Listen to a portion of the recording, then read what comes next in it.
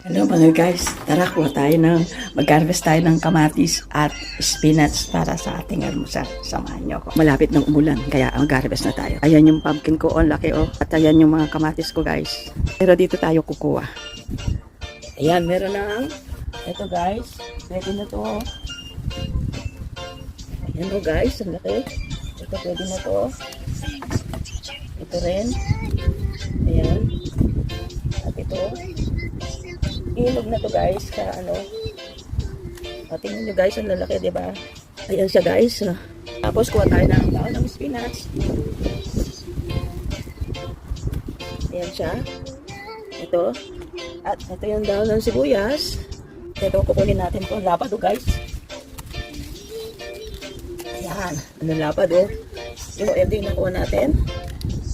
Pagin tayo ng celery. Akala ko naka-on yung aking video. Ito yung daon ng celery. Ayun na yung mga na-harvest natin guys, na kamatis. Lugasan na natin at kinat na natin yung mga parsley at saka yung ating celery. Ayan yung dahon. Pwede natin isama sa gulay na yung ginisa at pwede rin natin kainin na sariwa yan. Ayan. At yung kamatis natin, ayan, pwede pa natin painugin yan. At yung spinach natin ay kakainin natin yan ng ilaw. At yung daon ng sibuyas, parsley, ayan. Pwede rin natin isama sa mga pansit-pansit yan. So ayan ang ating na-harvest ngayong araw na ito. Thank you for your watching. Love you all.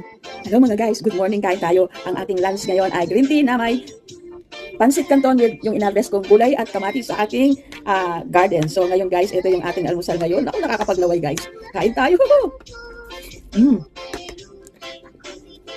Ito yung spinach.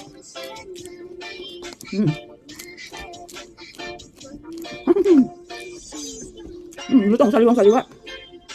At yung kamatis ko. Ang sarap. Tapos, inyumang bawang. Sariwang bawang.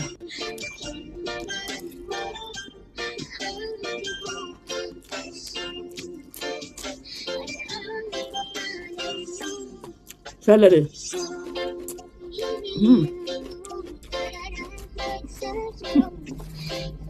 Ang sarap guys. Kompleto, Ricardo. Healthy na pagkain sa kagaya kong matanda na, o diba?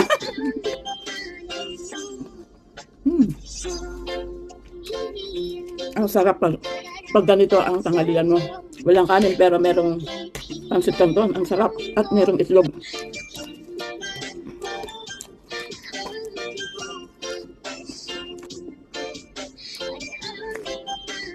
Ang sarap, grabe. Thank you for your watching.